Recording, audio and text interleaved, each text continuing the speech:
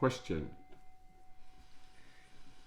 There are a couple of posts you made on X that I'm curious about, if you could elaborate on them.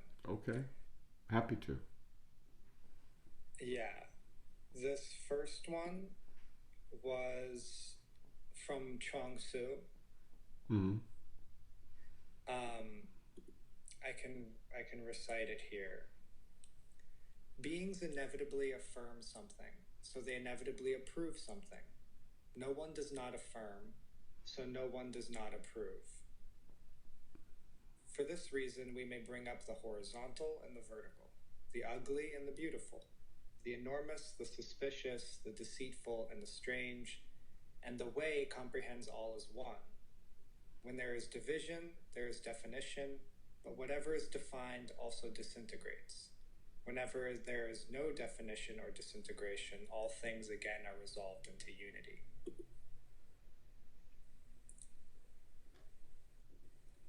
What's the question? Oh, is there more to the tweet? There is. Okay. Only the enlightened know how to comprehend all as unity. Therefore, they do not act except in the context of the totality. The totality is what works. Work is efficiency. Efficiency is attainment. When you reach attainment, you are near. It is just a matter of depending on this, which is so without our knowing why. This is called the way. It's gorgeous. I mean, what's the question though? There's so much in there. There are levels and then levels and then levels and then levels, and there are a bunch of separate points. So I recited the whole thing for the proper context of it, but my question is the last few lines specifically, because these. Not about the first few. Well, I'm sure that we could talk about those. We could talk about the whole thing. Well, why don't we do that? Let's do that. Let's go through the whole thing. Okay. Let's do a line at a time, and then let's see where it goes. Mm-hmm. Beings inevitably affirm something, so they inevitably approve something.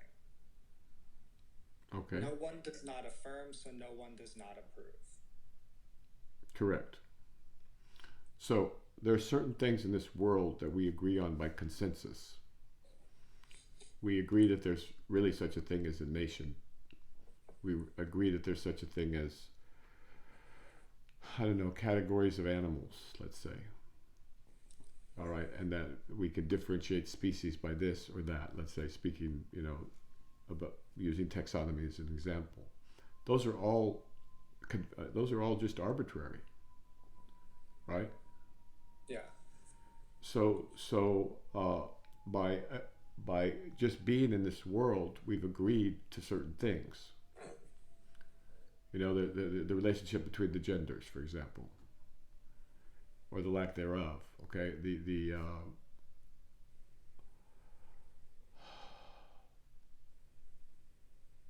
the desirability the desirability of technological progress. These are things we all agree on, right? But these are things that are just they aren't real. They're all constructed by the mind. Does that adequately explain the first part? That makes sense, but it doesn't get to the approve part. Or maybe it does. Like, beings inevitably affirm something, so they inevitably approve something. Right, so we approve of that. We approve that we're going to call a tree different than a bush. We approve that. We accept that, and we live our lives accordingly. Yeah, so we've affirmed it, right? Okay, so for this reason, we may bring up the horizontal and the vertical, the ugly and the beautiful, the enormous, the suspicious, the deceitful, and the strange, and the way comprehends all as one. Okay, good. So that's a very important point. Humans in their current state cannot know anything. And the reason they can't know anything is because everything they know is relative. And as it speaks of in the Tao Te Ching, that it takes short to make tall, it takes hot to make cold, it takes ugly to make beautiful. And so this is just pointing to the fact that everything that we think we know, actually we don't know. We only know things that we can compare to each other, right? And so in a very real sense, humans can't know about reality. All they can know is relative reality, which they construct themselves out of comparisons, right? That's very important. That's the relativity of the world we live in. Everything is relative to another thing. We can't know anything. Like pick any object or any scientific query, and we're always comparing it to something else to say what it is. And we define it in terms of its relationship to something else, either in size or in shape or in power or in force or in attractiveness or da da da. And so it goes. So we cannot know anything really. Yeah. So by way of illustration, you can't say anything about the pencil I'm holding right now without relying on everything else around it definitionally. Like you can't say it's yellow, you can't say it's Why do I need to call that a pencil? You don't have to call it a pen. Yeah. Right. So then I negate it. All right. Mm-hmm. If I called it a pencil, I would affirm it.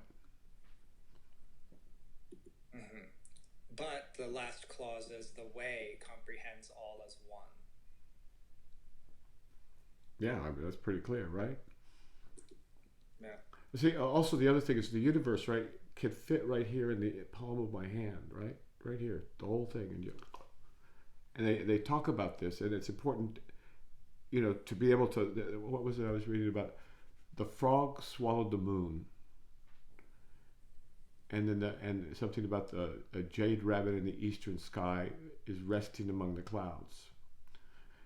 Okay, so when you in Asia, apparently they see a frog in the moon, unlike a man in the moon or a rabbit in the moon. I think that's what they see in France, is a rabbit in the moon. I saw a man in the moon when I was a kid. So the frog swallows the moon, and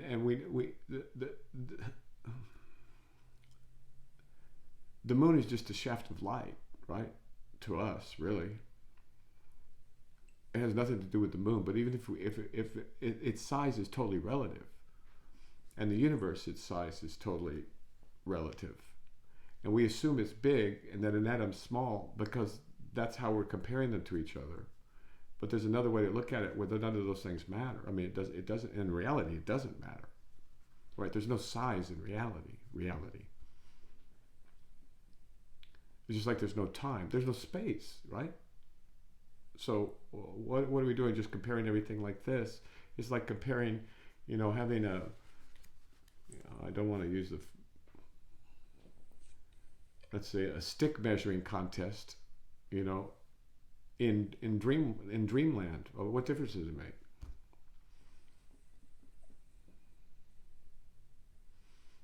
Now the totality is the totality, and when you apprehend that, then the relative becomes trivial.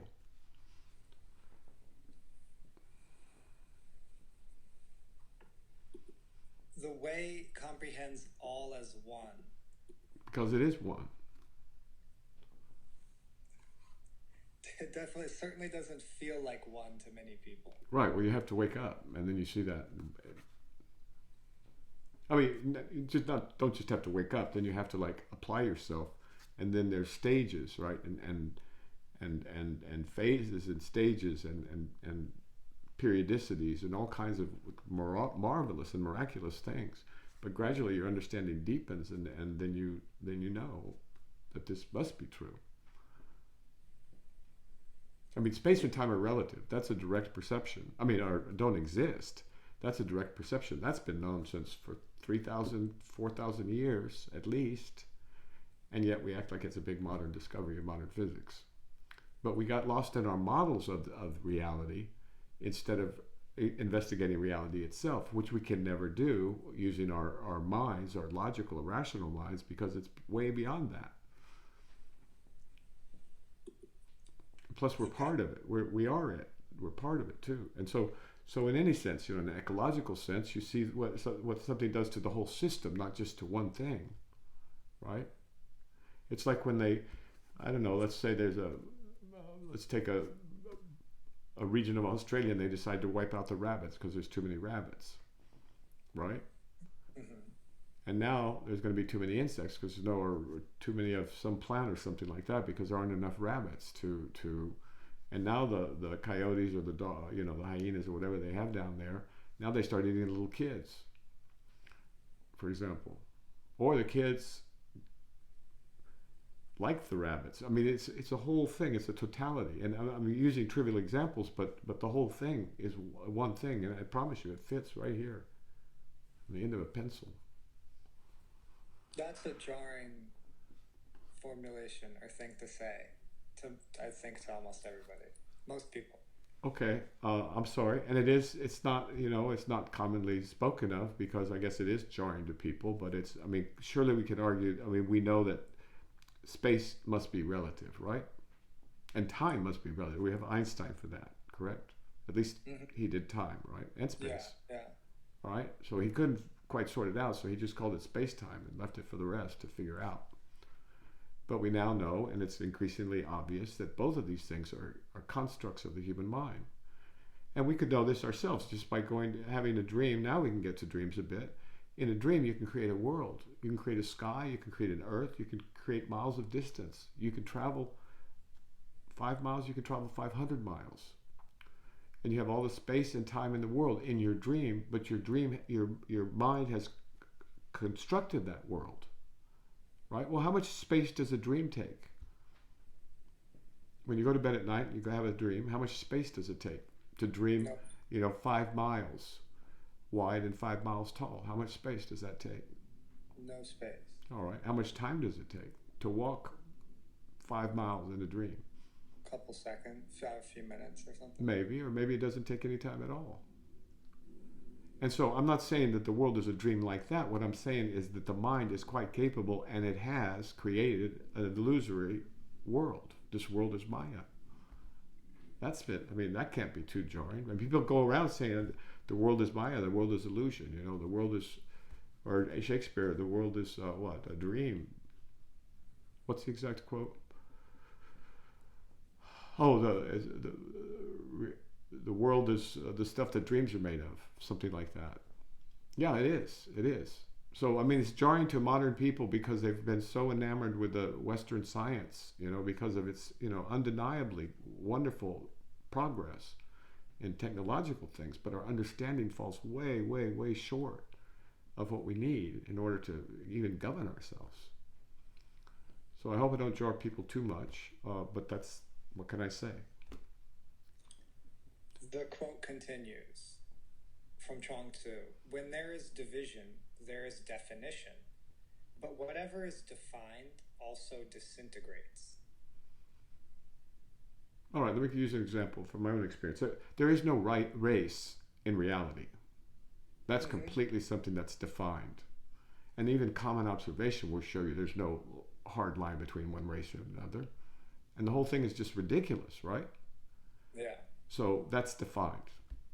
Now, sooner or later, that's going to fall apart. And it already has in many parts of the world, most parts of the world. To some extent, you know what I'm saying? Yeah. So whatever's defined disintegrates. And what's the other part?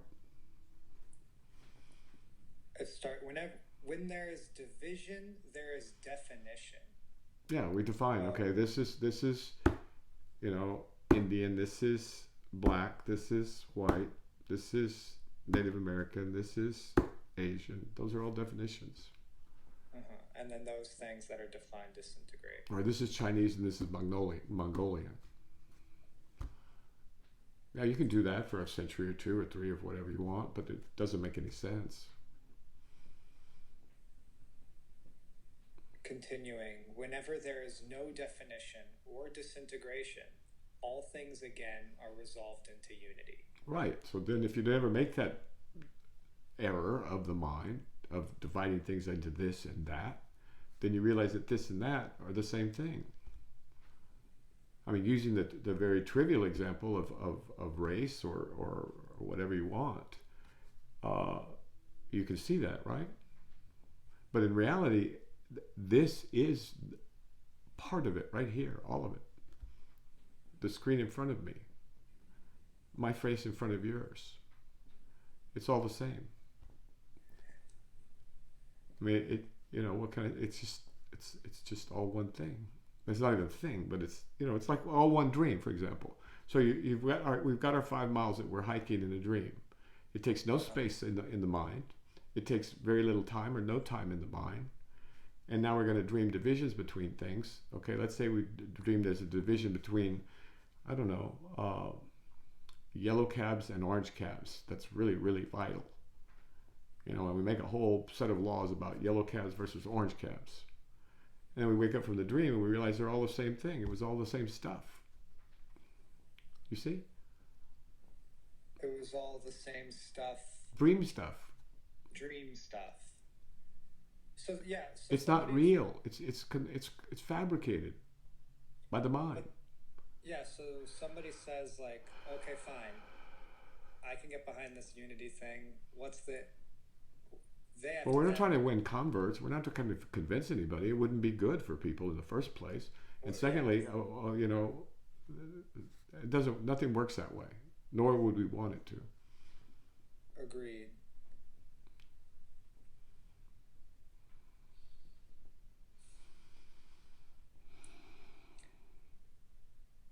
Therefore, they do not. Only the enlightened know how to comprehend all as unity. I think that's a little extreme. You don't have to be enlightened to realize all is unity. But, you know, if they're trying to make a point, I guess. Therefore, they do not act except in the context of the totality. Right. It's like St. Augustine. I mean, it's Thomas Aquinas, right? Is that the guy? Right. He could have. He was a Christian, you know, and he very well may have, you know, taken the side of Christianity and believed that the Muslims needed to get their act together and join the only holy church. But if he had any deeper understanding, he'd go, wait a minute. Maybe they're from a different culture. Maybe they have different needs. Maybe they have a different history. Maybe they have different aspirations, even though we worship the same God or whatever. So he goes and tries to convince the Christians not to attack the Muslims, or the Muslims not to attack the Christians, because he could see more of a totality, right? That we're all brothers, you know, that we're all the same, and that, you know, there's just a difference of, you know, a few doctrines here and there, and the rituals or whatever. And so that's seeing it more of a totality. Now, again, that's a small example, but that applies to everything. If you could see what the left and the right in this country, for example, then you wouldn't take sides left and right. You'd understand what people are trying to do and where they've failed and how they've gotten confused and how they're, you know, fighting about things that are the wrong things to fight about. Because in fact, everybody wants to be happy. Everybody wants there to be justice. Everybody wants peace. Everybody wants to be able to worship their own particular God. Right? Even if it's money, right? Even if it's fame. So, I mean, understanding the totality, you're much less likely to take a side, right? Some people would say choosing sides is for children, right? And for football games.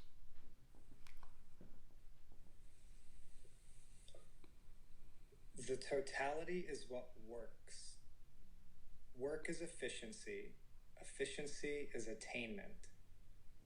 Yeah, when you use the way instead of your own mind, then it will work. I mean, that's the only thing that does work. What does that mean, it works? In Christian terms, it would be only the will of God's going to get done. You can do whatever you want. You can have as many theories as you want, however many, you know, doctrines or rituals or this and that, or you can how many rain dances, right? You do, you know, in other traditions or whatever you do, but in the end, only the will of God is observed, right? Now, I put it in Christian terms, right? But in Taoist terms, it would be the way is the way, and the way has dominion over all of this. You know, name a man who can stop the seasons, for example. Not now, at least. Okay, so you go to what works, right? Now, if you work with the seasons instead of against them, if you work with the nature of humanity rather than against the nature of humanity, if you simplify and get rid of all these fancy concepts and ideologies and theories about how things should be, then you get to where things actually work, because people want to be happy. They want to be peaceful. They want to have food. They want to have shelter. You know, and that has to come first, right? If you're working in any kind of sanity, you put those things first. You don't put what flag they're flying at the top of the list of priorities if you want to be successful. Something along those lines. So I would say that the people on, for example, left and right probably think that they're doing what works, and they disagree and they say, okay, there's two people who think this works. They're doing what works, but in their minds, not with according with the way, right? If they accorded with the way, we wouldn't have this problem. And they've made differentiations. They've affirmed them, right? You're right or you're blue. I mean, you're red or you're blue. They've affirmed that. Now they got to live with that affirmation, but eventually it'll fall apart, or reverse, or do something else. But in the time scale, there's nothing new about this at all. It's like going back to Aquinas, the people who were Saint Francis of Assisi. I'm sorry, I get my Catholic guys mixed up. Saint Francis. I'm sorry, if I referred before to Aquinas, I meant Saint Francis. Saint Francis, after he died, they split into two factions: this kind of Franciscan and that kind of Franciscan. And then they decided, well, we feel this way towards the church, and the other ones feel we feel this way towards the church. The other one said, well, we feel this way towards private property, and the other one said, we feel this way towards private. It just goes on and on and on and on. It's human history. It's actually very practical, the through line for this passage, because it's just. You think? Go ahead. Divide it. If you start separating things out into their individual parts, and then you narrow the view to only a subset of the totality, whatever parts you pick and affirm, then you don't appreciate the whole context. You can't appreciate the implications of something you do that happen outside of the small window you're looking at. And if you don't appreciate those other things, how could you possibly know or appreciate what's going to happen outside of what you think or imagine is going to happen? It's not so esoteric at all. It's not esoteric at all. The way is eminently practical, pragmatic, and beautiful, and simple, too. It's within anybody's reach. But they have to, drop a few prior assumptions, let's say. There's a reason this book has been studied continuously for, 2,500 years across cultures, nonstop. I started reading it when I was in my early 20s, and I'm still reading it because it's so rich, and they've condensed it so beautifully.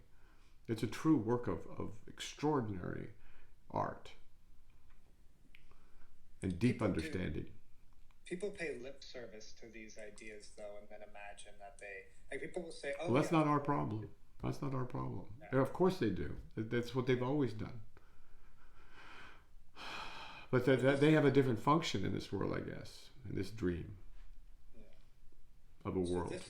This is the part where I started to get a little confused and need more contemplation, and perhaps more of you talking or saying something about it. After the totality is what works. Work is efficiency. Efficiency is attainment. Yeah, that's how else would you measure attainment? So work is efficiency. Efficiency tells me least amount put in for amount coming out. What if you put a lot? Okay, I don't understand that. If it has to rain for a week for the crops to grow, and you figure out a way to douse them with the same amount of water in one day instead of 7, you've been more efficient. Maybe one year you'll get lucky. But okay, I don't know. I don't get your efficient. I'm the son of a farmer, so give me an example of what you mean by efficient. I mean, I don't follow the logic that least effort possible. What about no effort at all? Yeah, well, so efficient to me is like, if I want to accomplish something, I could. Oh, here's an easy example. let's say I want to go to the post office.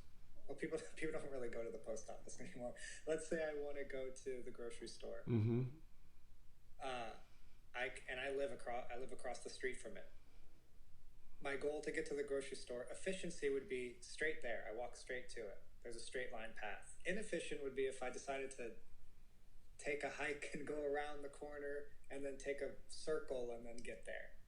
Unless if part of my goal was to go on a nice little walk. But if the goal is to get somewhere, it's like, what's the least effort route to that thing? That's efficiency, commonly understood, I think.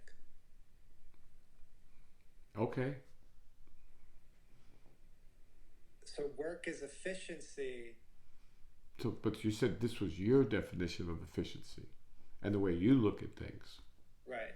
Right? What if you didn't go at all? You realized, hey, I've got some stuff in the cupboard here that would be just fine, and I need to eat it anyway because it's going to go bad. Or things like that. So I mean, I can't speak to your definition of efficiency, but I mean, just if you look around, nature is perfectly efficient, and it doesn't do things as quickly as it can always. Sometimes it does, sometimes it doesn't.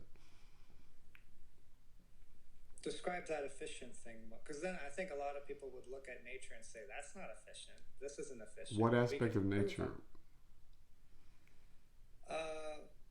Well, right now, for example, this is Michael Levine's point to some extent, is why would we rely on random mutation for evolution when we could perhaps take hold of the system and start engineering things ourselves and work with nature to the extent that we can. Michael Levin provides more evidence for this point, the point of view of the Taoists, than all the other Darwinists, these reductionist geneticists. They think everything is in the gene, right? Everything depends on these little molecules in the DNA double-stranded chromosome, right? That this is what determines literally almost everything is genetically determined. Well, we know that's wrong. First of all, we haven't cured any cancers to speak of, right? And we don't understand how many things work, including morphogenesis, right? And what Levin is saying, that wait a minute, we can't just look at the gene, we also have to look at the tissues themselves, and we can't just look at the intelligence in the nervous system and in the nerves.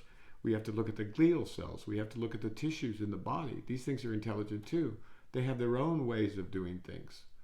Like, how would the brain decide to detoxify, I don't know, let's say you drank some bad moonshine, right? And it had some toxins mixed in with the ethyl alcohol. Now, how are you going to figure out how to do that? You can't, but your liver can, right? And there's thousands of examples like this. It's not just genes here. And then they use the word epigenetics, right, for something they don't understand, right? So they just call it epigenetic. Well, what Levin's trying to do is understand something actually more central and profound than that, which is that these tissues can learn. They have, okay, so if you define intelligence as the capacity to receive an input and on a surface that's malleable, and then you can remember that, and then it changes the way you output the next time, that's a form of intelligence. And it is, right? But that's not just true of the human brain, that's true all over our body. And so what we've known all along, the common folk, that the whole body has its own intelligence. Surgeons, what do they say? We repair, but God heals, right? Mm-hmm. Well, what's this healing part?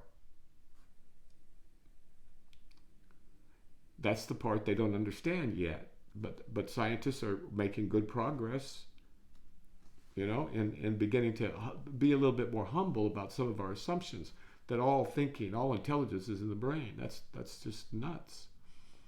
And so by taking a more holistic view, they can see much further, right? So you'll see by the time you're my age, the whole idea of, you know, everything being just genetically determined, and the whole thing about IQ and all this craziness that we're dealing with right now, that all that's going to seem laughable, just laughable. Mark my words. That makes sense to me. The totality is what works. But there's an important point. The minute you try and define something in terms of what it means to you, you're lost. You already know what it means to you. the Taoists are asking you to look at is perhaps there's a broader way of looking at it that you don't have yet, right? And that's why, and that's the reason why, and maybe one of the only reasons why humility is necessary on these paths, right? On these journeys, because how can you learn anything new? And I'm just using you as an example, right? Of course, I'm not pointing you out, but see, if you say, well, I know what that means, and this is what it means to me, and this is what it means to my professors, or to my family, or to my friends, or whatever, well, then you're lost. From the get-go, you're lost. So it requires a certain amount of independence of spirit, too.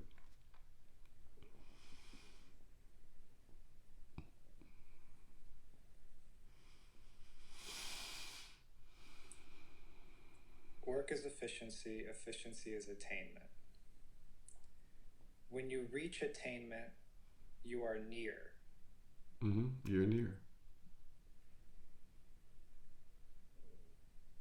Near to the way. In Christian terms, it's living the will of God. Not my will, but yours. And when you attain to that, you're closer, a lot closer. When you can do things that it has nothing to do with your mind or your ego or your selfish desires or your conditioning or anything like that. You do it because there's no because to it. You just do it. There's no particular effort to it either, because it's just the most natural thing in the world. And so that's a great life. That's a wonderful life. And it's open to anybody. It is just a matter of depending on this, which is so without our knowing why. That's correct. Okay, so let me put it in Christian terms, because that's easier for Westerners, or Muslim terms. Repeat the line. When you reach attainment, you are near. It is just a matter of depending on this, which is so without our knowing why. It's like depending on Allah, depending on God, depending on the Buddha. And we don't know why. I mean, Buddha with a capital B, as representing a divine principle, right? God is a divine principle. I mean, it's a horrible word, but any word ascribed to God is ridiculous and sounds horrible to the ears, right? So this divine principle named God, named Allah, named Buddha with a capital B. All right, if you align with that, then what's the line? It is just a matter of depending on this, which is so without our knowing why. Yeah, we don't know why God has his will. Or Allah does things in a certain way. Or certain things are veiled to us as humans while we're here, pretty much. We don't know why. And we don't know where it comes from. How could we know where it comes from? We don't know where we come from, hardly. Right? Do you see? Mm-hmm. So this has been a universal aspiration since time began, to accord with the will of the gods, or the God, or the Tao, or the way. I mean, and all these words are horrible things to use. I mean, it hurts just to say them, because what we're talking about is so far more than that. It's all of this universe. All of this universe is one grain of the reality. It's not even one grain of the reality. And this is where the Avatamsaka helps. You got to open the mind up. I mean, really open it, right? Imagine this universe is one grain on a riverbank of sand grains, or an ocean beach of sand grains, the length of North and South America. Now we got one little sand grain, and that'd be this universe. Then what's the earth? And then what's an individual person? Or you could do it the other way around if you want, right? It's all relative. So you see, it's all within your mind's control, because it's all mental, all of those conceptions. And we affirm some, and we negate others, and we think that's that. Okay, well, we know what the world is because we've affirmed it. It's circular, right? The mind says things are this way, and then you look at it, and it goes, yeah, it's this way. Well, how do you know it's this way? Because my mind says it's that way.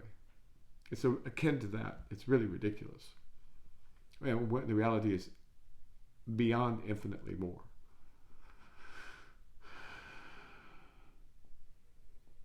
It's a little prison we've put ourselves inside. And we suffer horribly because of it. We're confused, and we're violent, and we're vicious, and we're sad, and we're worried, and we're this and that. We even kill each other, kill ourselves, not knowing what we've done, right? So taking the story of Adam and Eve, which is a beautiful allegory of this. Adam and Eve are chilling in the garden. They're in paradise, right? They're just digging it, right? In each other, the fruit, the plant, the animals, the trees, all that stuff. And then this evil snake comes along and says, hey, even though you're instructed not to, eat of this tree, the knowledge of good and bad, affirm and negation, right?